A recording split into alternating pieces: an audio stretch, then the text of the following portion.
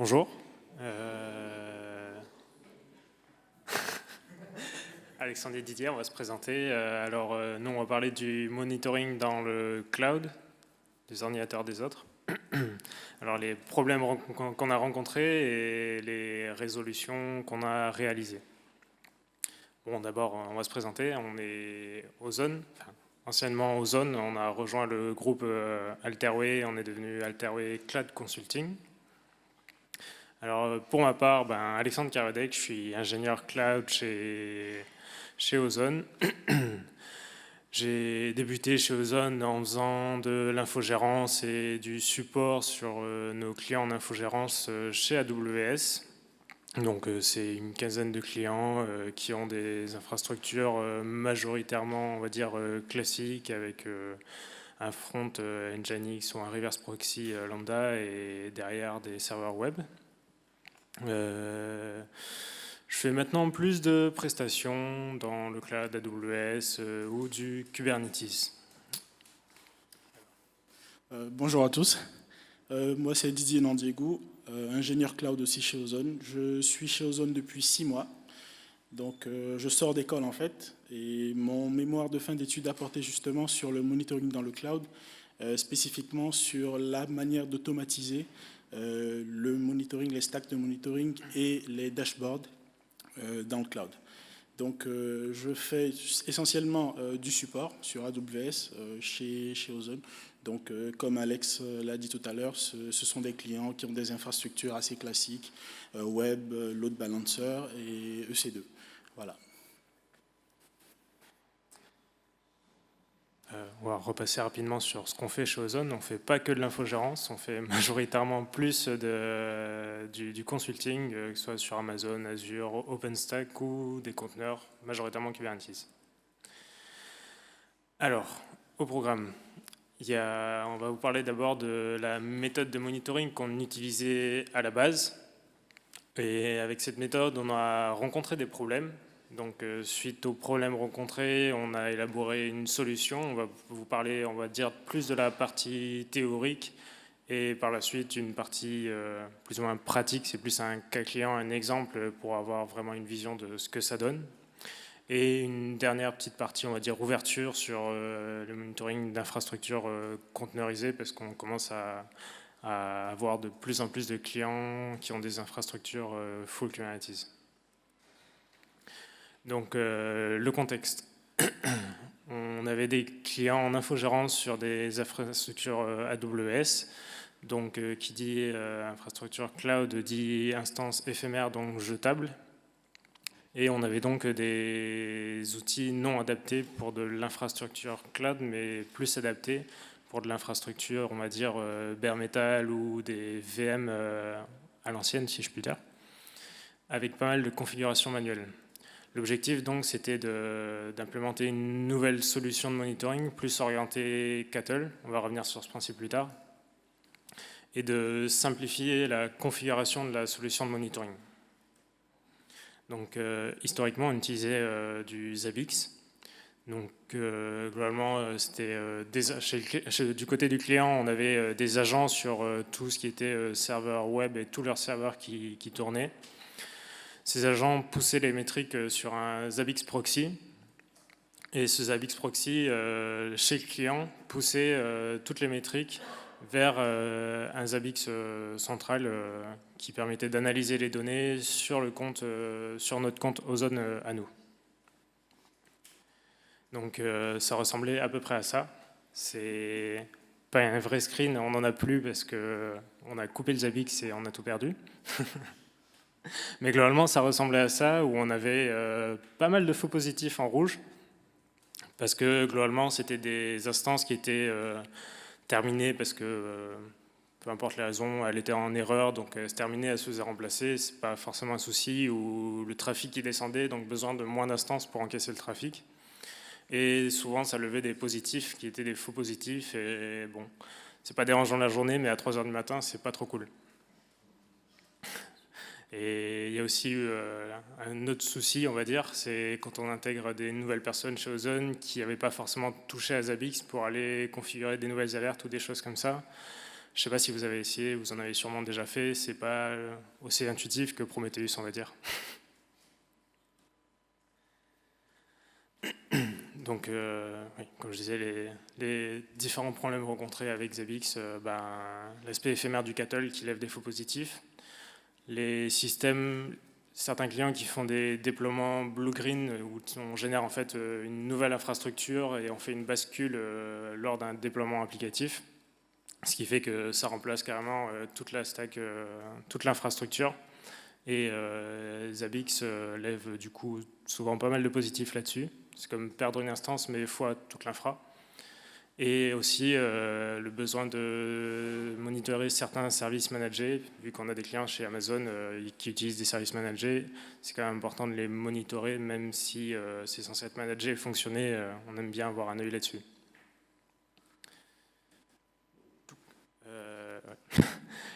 Du coup, je vais faire un petit point pour tous les gens qui n'ont pas forcément point, un rappel rapide sur les approches PET et CATL liées au cloud.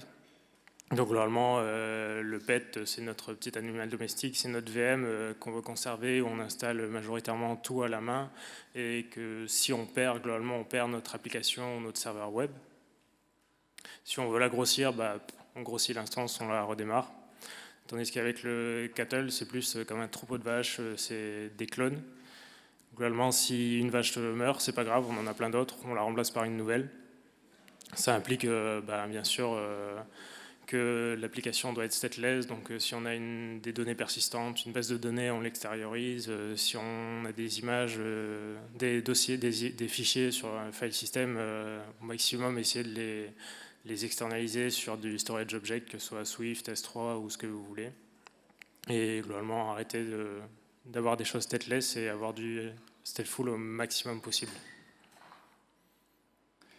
Donc voilà, tout ce qui est stateful, base de données clé-valeur du file system, les configurations dans les variables d'environnement possibles, et externaliser les logs, qu'importe la solution, dans un R6 log, CloudWatch Logs, Logly, Logmatic, un peu tout ce qui existe, qui n'est pas forcément open source. Et la deuxième partie, un rappel sur le blue-green aussi.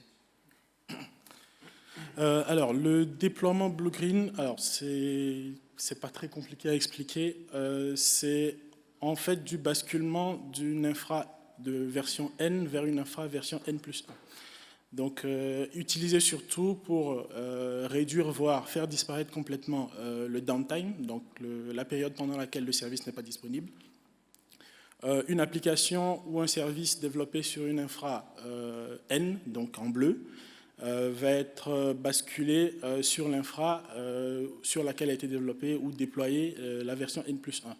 Donc ici sur le schéma que vous voyez, vous avez des instances et un load balancer devant, donc pour chaque environnement.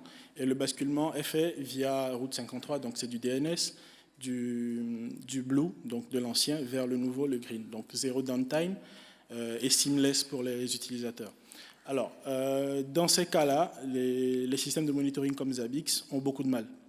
Comme le disait Alex tout à l'heure, dès que l'environnement blue est perdu, c'est beaucoup d'erreurs, beaucoup de faux positifs, alors qu'en fait, le nouvel environnement est déjà pris en charge. Et avec les nouveaux systèmes de monitoring que nous avons mis en place, le basculement est pris en charge de façon native. Voilà. Alors, en théorie, qu'est-ce que nous avons mis en place ? Nous sommes partis sur l'infra que NetData conseille. Donc, il s'agit d'avoir une couche.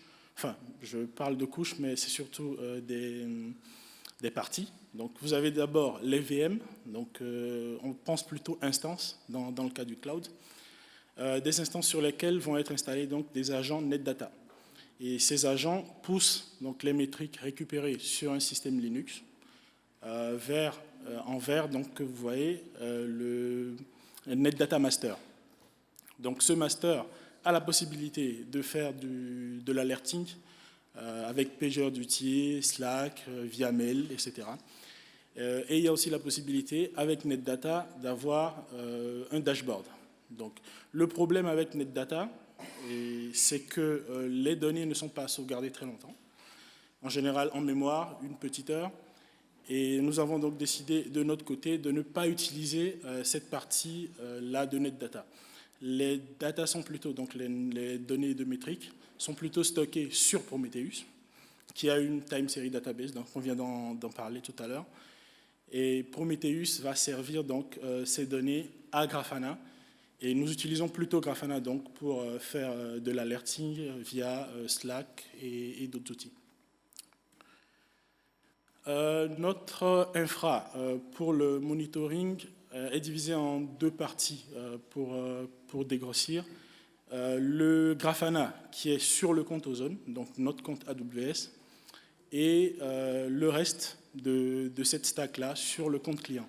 Donc au niveau du compte client, vous voyez sur le schéma, vous avez les agents NetData, donc sur les instances, qui poussent les données vers un serveur qui va héberger à la fois le Prometheus et le serveur NetData. Les agents NetData poussent donc les données vers le serveur NetData. Ensuite, vous avez Prometheus qui poule donc les données depuis NetData, donc deux mécanismes différents, du push des instances vers le serveur de métriques, et ensuite Prometheus qui poule les données de NetData, puis Grafana qui récupère ces données pour faire de la visualisation.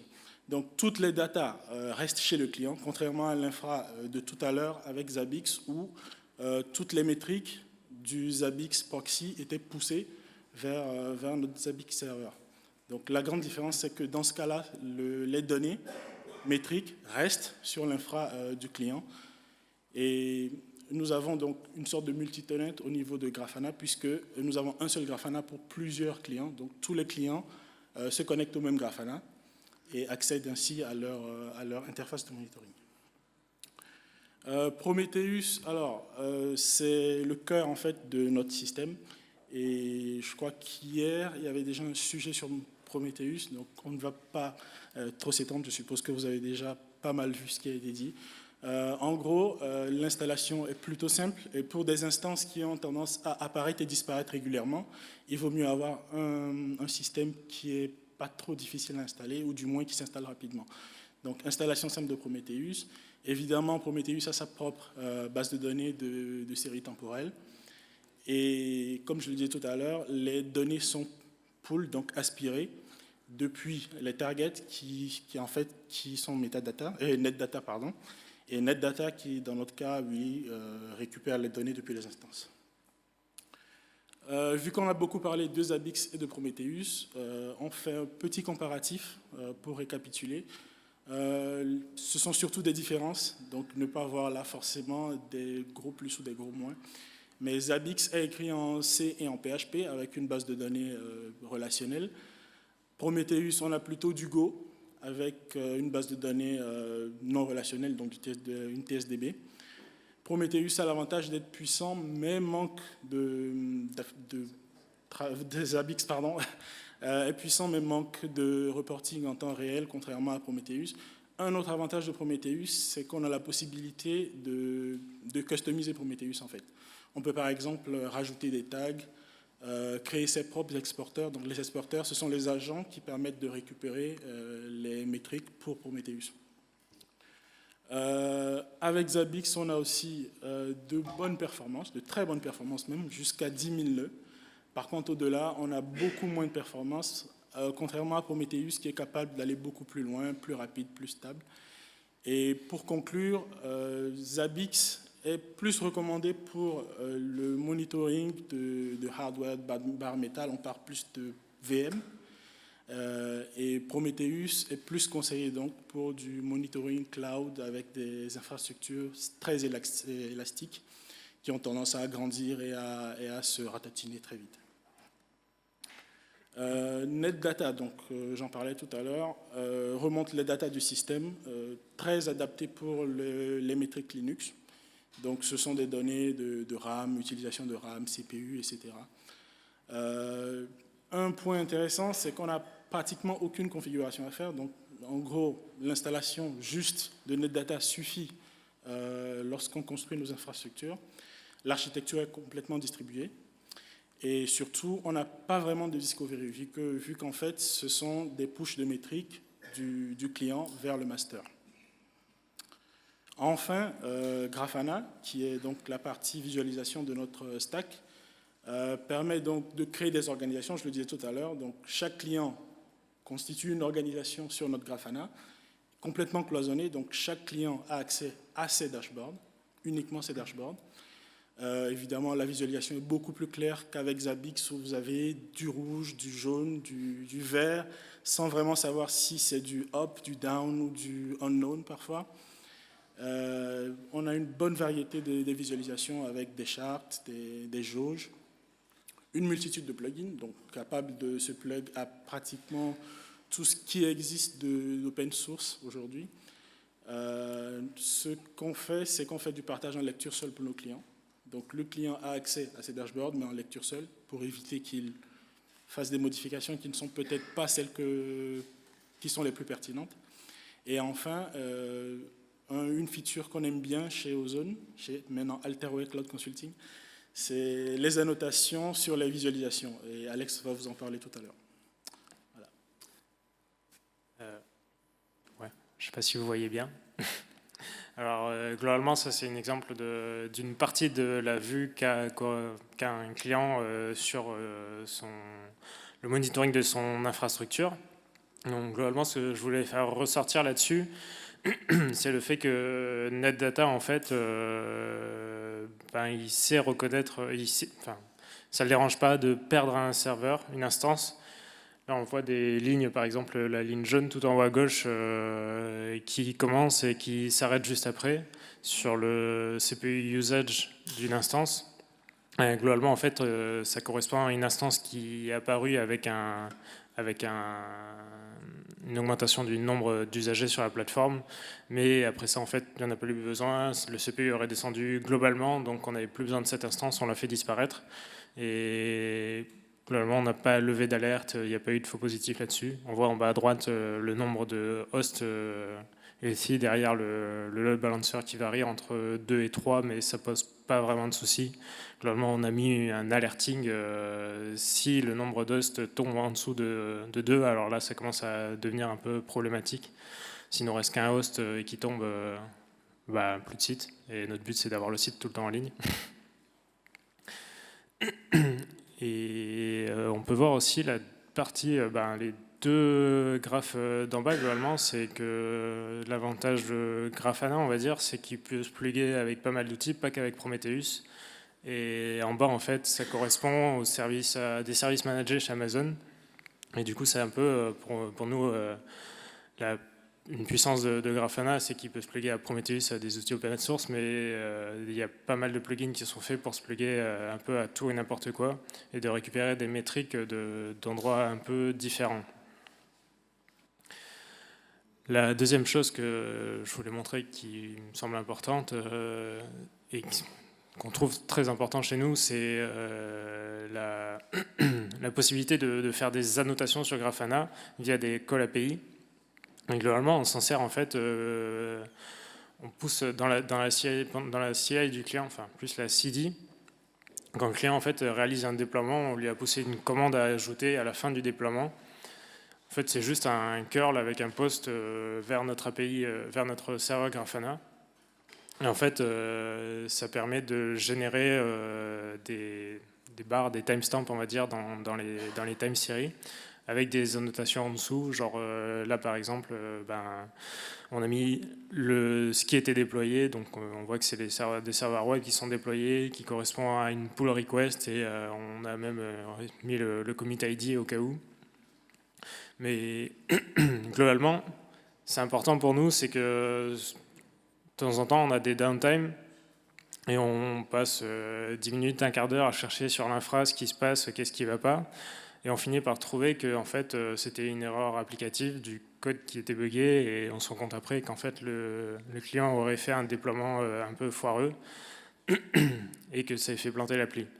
Du coup, au moins là, ça nous permet d'éliminer cette piste ou de trouver que c'est cette piste immédiatement en voyant que le downtime correspond directement pile poil au même moment qu'un déploiement.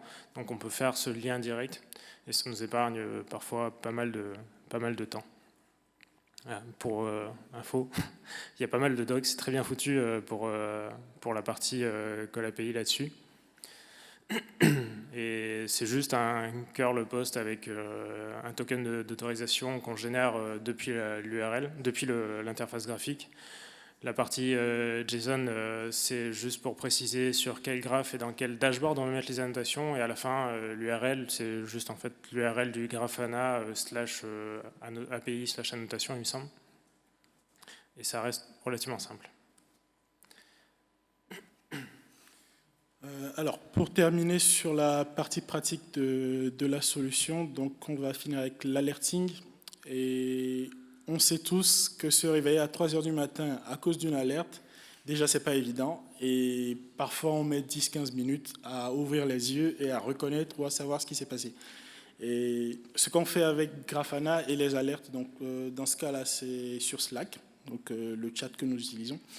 C'est un screenshot du graphe, donc à l'instant T où l'alerte a été déclenchée, donc de l'info sur l'alerte, le nom du client, le type d'alerte et un screenshot qui permet d'avoir donc une info claire, précise.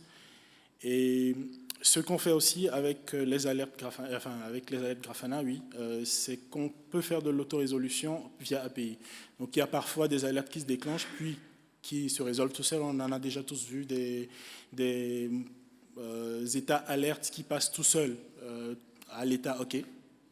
Et ce qu'on fait donc dans ces cas-là, c'est de l'autorésolution via l'API, histoire de ne pas avoir à cliquer à chaque fois, resolve, acknowledge, etc.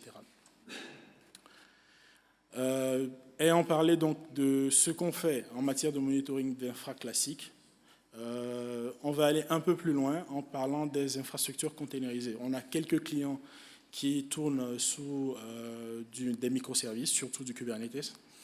Et Alex va vous présenter un peu ce qu'on fait pour monitorer donc, des services qui tournent sous Kubernetes.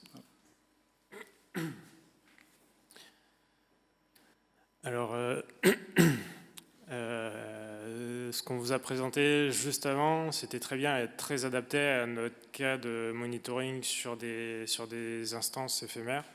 Mais globalement, on est passé on a des clients, comme l'a dit Didier, qui ont des infrastructures conteneurisées. Donc, nous, clairement, c'est du full Kubernetes à chaque fois. Et pour des infrastructures Kubernetes, en fait, la solution d'avant est absolument pas adaptée.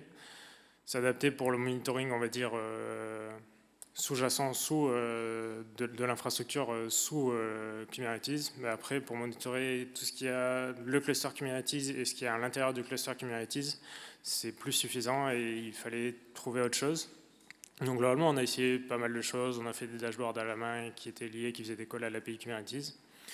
Et dernièrement, on a essayé des nouvelles choses. Donc globalement, ce qui change, c'est qu'on a un niveau d'abstraction supérieur. La responsabilité de l'infrastructure sous-jacente, elle est déplacée. On la sort, on va dire, du contexte. L'infrastructure est plus flexible encore qu'une infrastructure, on va dire, macroservice avec des instances éphémères. Et en termes de services, en fait, on est passé de plus de macroservices à des microservices à monitorer. Et ça peut vite devenir une sacrée multitude de microservices. Pour en matière d'exemple, on a un client qui a 87 microservices qui tournent actuellement en prod et la même chose en staging et en dev. Et faire ça à la main, c'est un peu compliqué. Ça fait beaucoup de services. Donc globalement, ce qu'on a fait, c'est qu'on essaie des nouvelles choses et on a essayé d'utiliser ce qu'on appelle les opérateurs de Kubernetes. Alors les opérateurs, qu'est-ce que c'est? C'est juste une extension de l'API Kubernetes pour manager des ressources. Globalement, il y en a plusieurs des opérateurs. Il y a Prometheus Operator, dont on va parler aujourd'hui, et etcd Operator. Il y en a sûrement d'autres, j'imagine. Globalement, pour vous expliquer le fonctionnement d'un opérateur, en fait, c'est vraiment juste une extension de l'API Kubernetes qui permet de générer des nouveaux objets. des nouvelles ressources Kubernetes. Et je ne sais pas si vous connaissez le fonctionnement de TCD, c'est une base de données, une clé valeur. Et on peut avoir un cluster avec un quorum, mais globalement, si on a un cluster d'un seul ETCD et qu'on veut passer à un cluster de 3 ETCD, il ne suffit pas juste d'ajouter une instance ETCD, ça ne suffit pas en fait. Globalement, il faut attribuer un nom DNS, un record DNS, enfin un nom DNS et faire pointer un record DNS sur cette instance ETCD ou une IP fixe. Et après aller sur le cluster ETCD et ajouter cette instance, faire un add member, utiliser la CLI, la commande ETCD, c'est ETCD CTL, et ajouter le nouveau membre avec son nom DNS ou sa nouvelle IP. Globalement, ce que permet en fait l'opérateur, c'est d'avoir un objet en fait qu'on va appeler, on va dire cluster ETCD, et on lui définit en fait un nombre de réplicas par exemple. Si on veut une seule instance TCD, ben on met réplica 1. Et si on passe le réplica à 3, l'opérateur en fait se charge de faire toutes ces opérations, d'ajouter de nouveaux nœuds, de leur attribuer des noms DNS ou des épifixes et d'ajouter les membres au cluster. Globalement, tout ça, du coup, c'est automatisé et c'est beaucoup plus simple. On a juste à renseigner, à définir un nombre de réplicas. Donc, nous, on va parler de Prometheus Operator. Prometheus Operator, comme j'ai dit, ça permet de créer des nouvelles ressources.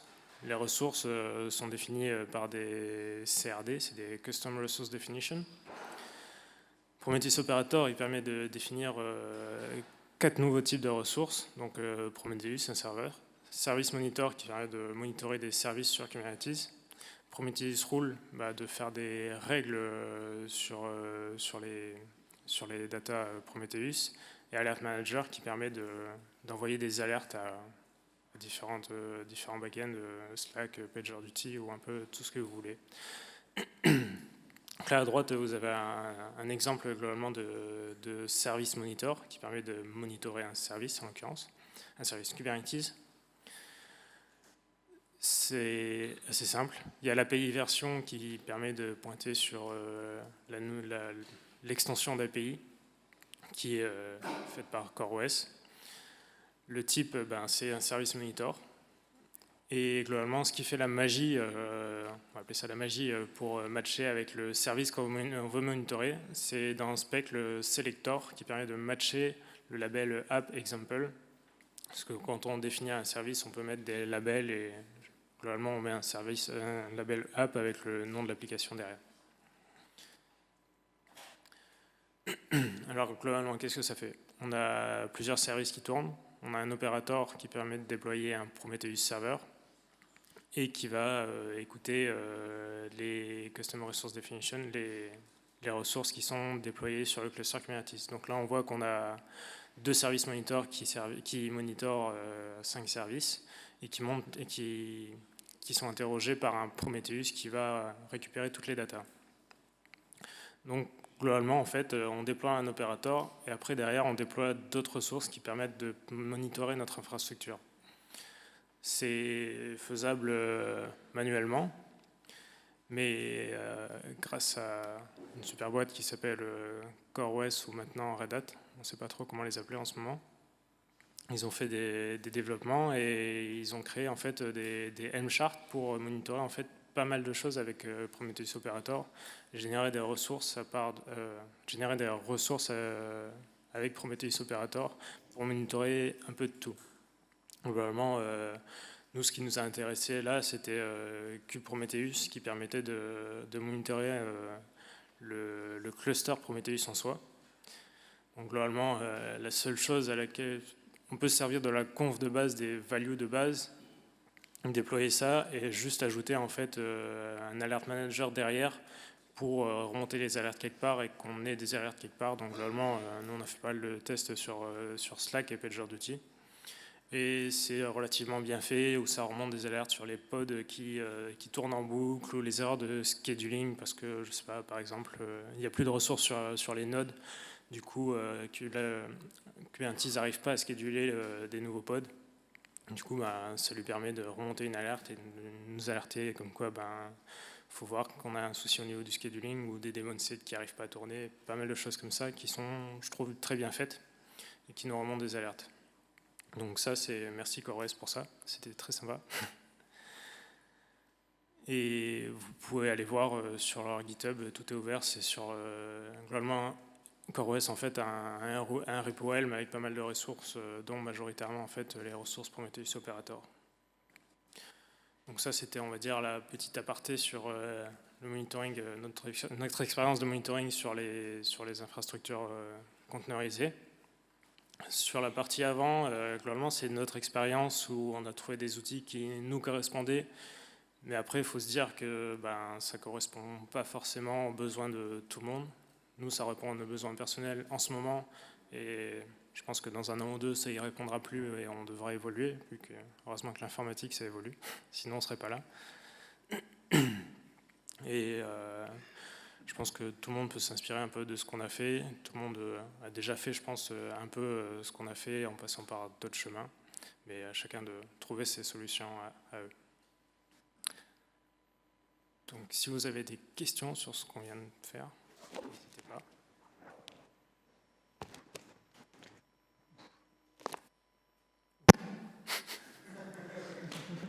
Salut, merci pour le talk. Plusieurs questions. Déjà, vous dites NetData, ça push, mais a priori Prometheus, ça pull plutôt. Donc, je ne sais pas comment vous avez intégré, si vous utilisez la push gateway ou voilà.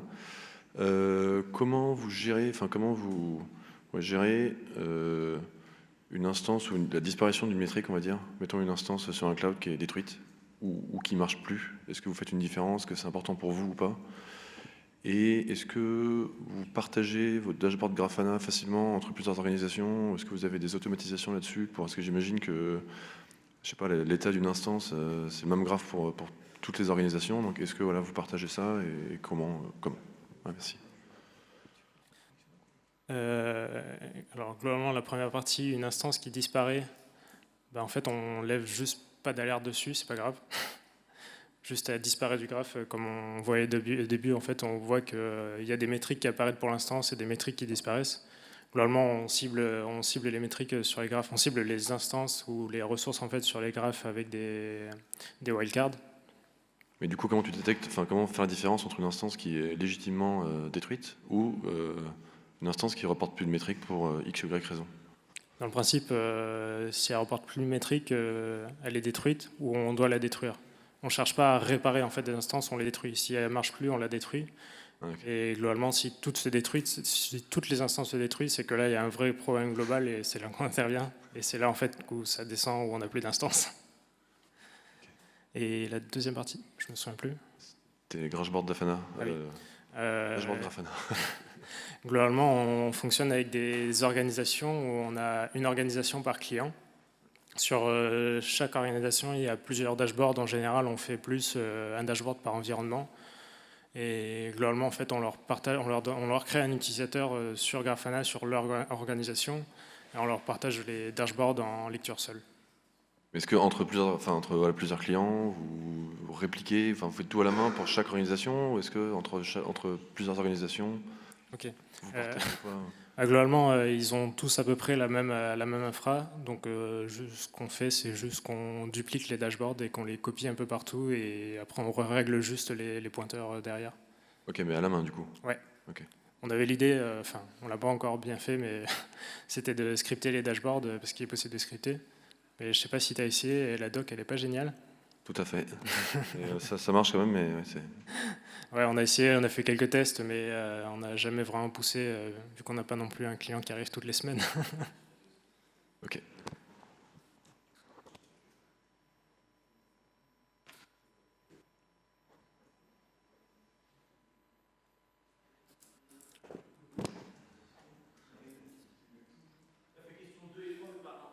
Ok. Ah oui, ouais, c'était pas... Globalement, on n'utilise pas de node exporteur. C'est en fait même avec les nodes exporteurs, en fait, dans la conf Prometheus, tu précises les endpoints de tes nodes exporteurs et de toutes tes autres métadonnées en fait. globalement, tu peux aussi mettre dans la conf Prometheus un endpoint NetData. NetData est une API qui permet en fait à Prometheus de taper dessus pour récupérer les données. Ah, donc c'est du pool en fait. Ouais. Ok. Merci. Moi, j'ai une petite question sur NetData. Oui.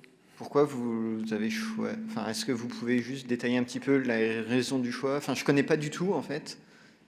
Pourquoi NetData et qu'est-ce que ça apporte et pourquoi est-ce que j'aurais envie de l'utiliser, en fait? Ok.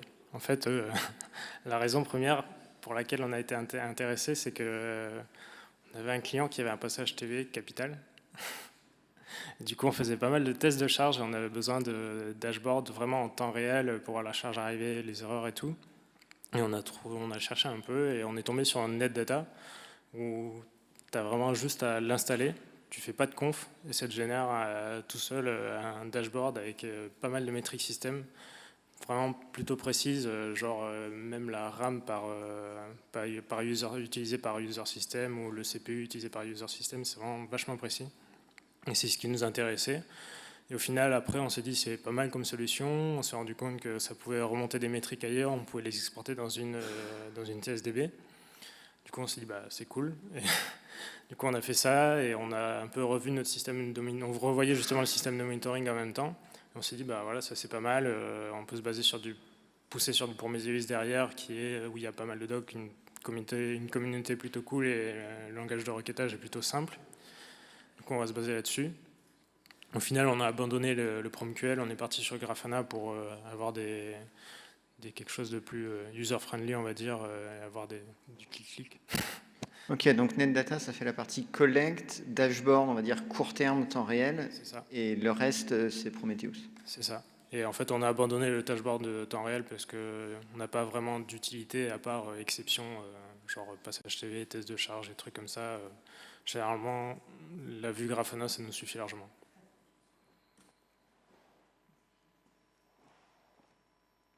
Okay. D'autres questions? Parce que moi, j'en ai une dernière. Niveau alerting, vous utilisez l'alert. Comment vous gérez l'alert? C'est avec Prometheus, comment vous gérez l'alerting multi-client? Enfin, c'est vous qui recevez les alertes, chaque client reçoit ses alertes. Vous avez un peu automatisé ça ou pas? Alors, globalement, les alertes, on les fait dans Grafana. Donc, c'est absolument pas automatisé, c'est moche. Et en fait, chaque client a son organisation et en fait, tous les clients sont sur Enfin, on a les graphes et tous les dashboards sur le même serveur, on va dire Grafana. Et du coup, tout est, on va dire, un peu centralisé. Et on lève les alertes à partir de Grafana et on les envoie selon la criticité, soit sur Slack. Enfin, on gère la criticité comme ça, en fait. On les envoie uniquement sur Slack si c'est pas très important, comme ça on les voit quand on est là. Et si c'est une erreur, on va dire, critical, on l'envoie sur Slack, mais aussi sur PagerDuty. Et au début, on n'avait pas fait gaffe, on avait juste mis le nom de l'alerte, qu'il y avait erreur CPU, plus de RAM ou des choses comme ça. Sauf qu'on avait l'alerte et on ne sait pas quel client c'était.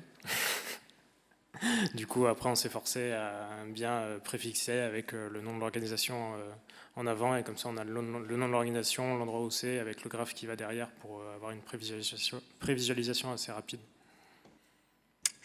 Ok, super. Plus d'autres questions? Eh bien, parfait, merci beaucoup. Merci.